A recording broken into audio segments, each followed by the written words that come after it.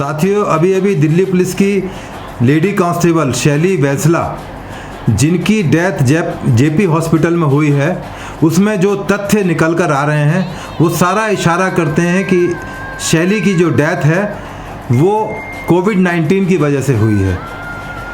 नंदनगरी थाने में तैनात जो हमारी महिला कांस्टेबल थी, उस थाने में 3 सिपाही जो उनके साथ ड्यूटी पर थे और जो एसएचओ नंदनगरी हैं वो भी कोरोना पॉजिटिव हैं और उनका ट्रीटमेंट चल रहा है।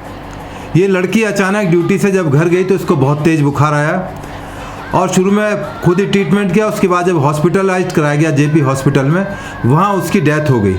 जो उसकी डेथ समरी आई है वो सारा इशारा कर रही है कि ये जो है कोरोना के लक्षण हैं, कोविड-19 के लक्षण हैं। चूँकि उन्होंने सर्टिफिकेट में उसको निगेटिव शो कर दिया है, उसका जो रिजल्ट आया था, परंतु साथियों वर्ल्ड हेल्थ ऑर्गेनाइजेशन की जो गाइडलाइंस हैं, आज की डेट में World Health Organization just like Supreme Court है मेडिकल एडवाइस के मामले के अंदर। उसमें बिल्कुल क्लियर लिखा गया है कि यदि जहां पर कोई भी कोरोना के सस्पेक्ट के आसपास का लोग यदि पाया जाता है, कोरोना पॉजिटिव पाया जाता है, उसके साथी या उससे मिलने वाले लोग वो भी कोरोना सस्पेक्ट की कैटेगरी में आएंगे। तो मैं तमाम सीनियर ऑफिसर से रिक्वेस्ट करूंगा इस वीडियो के माध्यम से वो इस केस को बहुत बारीकी से इसकी जांच करें। हमने कोशिश की है कि जो महेश शर्मा जी हैं, जो नोएडा के रहने वाले हैं और एमपी भी हैं उस क्षेत्र से और भूतपूर्व मंत्री भी हैं, उनसे भी हमने रिक्वेस्ट की है। उसके अलावा 3 मेंबर ऑफ पार्लियामेंट से उनसे भी रिक्वेस्ट की है कि भारत सरकार से इस बारे में अपने लेवल पर बातचीत करें, जिससे कि उनके परिवार को न्याय मिल सके, उसको कोरोना वॉरियर डिक्लेयर किया जा सके। वर्ल्ड हेल्थ ऑर्गेनाइजेशन की जो रिपोर्ट्स हैं, जो उनमें बताया गया है, बिल्कुल क्लियरली इंडिकेट कर रही हैं कि she was a covid patient. तो सरकार से, दिल्ली सरकार से भी हम रिक्वेस्ट करना चाहेंगे कि जो भी बेनिफिट्स उनके परिवार को मिल सकते हैं, क्योंकि उनके परिवार में कोई भी आदमी नौकरी वाला नहीं है, कमाने वाला नहीं है, बहुत ही साधारण और कृषि परिवार से हैं। तो ऐसे में समाज की, दिल्ली पुलिस की, हम सब की जिम्मेदारी बन जाती है कि यदि जिसके आगे पीछे कोई नहीं हो, हम उसका मदद करें, साथ दें। और ये बड़ा कष्टकारी समय है, सभी के लिए समय है, और ख़ास तौर से जिनके परिवार के जन जा रहे हैं या कोविड-19 के शिकार हो रहे हैं, उनके लिए बहुत संकट का समय है।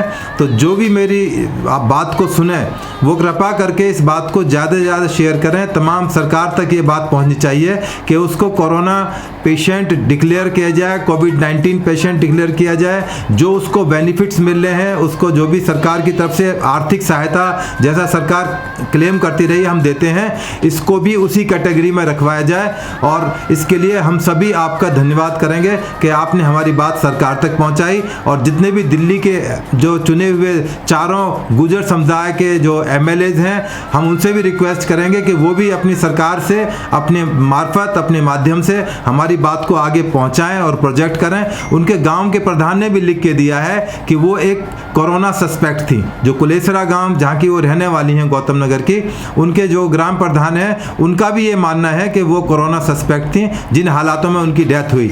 यदि आप उनकी डेथ समरी को किसी एक्सपर्ट को दिखाएंगे, हम लोगों ने भी क्रॉस चेक कराया है, तो उनका कहना है कि बिल्कुल जो लक्षण उसके अंदर दिखाई दे रहे हैं वो कोरोना सस्पेक्ट का है। हो सकता है अस्पताल ने अपने आप को क्लोजर से बचाने के लिए, अपनी जिम्मेदारी से हाथ झाड़ने के लिए कि वो किसी कानूनी मसले में ना आए, उनका हॉस्पिटल बंद ना हो जाए, उन्होंने उसको नेगेटिव दिखा दिया हो। और जो भी प्रोसीजर कोविड टेस्ट के लिए होते हैं, उनको एग्जामिन किया जाए कि क्या वो सारी संभावनाएं तलाशी गई थी या नहीं तलाशी गई थी। इस बारे में एक स्पेशल कोई कमेटी या जांच कराई जाए, जिससे कि सच्चाई सबके सामने आ सके। और हमारी जो लेडी कांस्टेबल जिसकी असामयिक डेथ हो गई है, जिसकी मात्र 2 साल की नौकरी थी, फास्ट पोस्ट लड़की, जिसको कि 1 साल की रिगरस ट्रेनिंग के बाद वो दिल्ली पुलिस में आई थी, तो ये संभावना बिल्कुल नहीं है कि वो केवल एक मामूली बुखार से उसकी डेथ हो जाए। हमारा बिल्कुल मानना है कि कोविड-19 से उसकी डेथ हुई है। धन्यवाद। जय हिंद, जय भारत।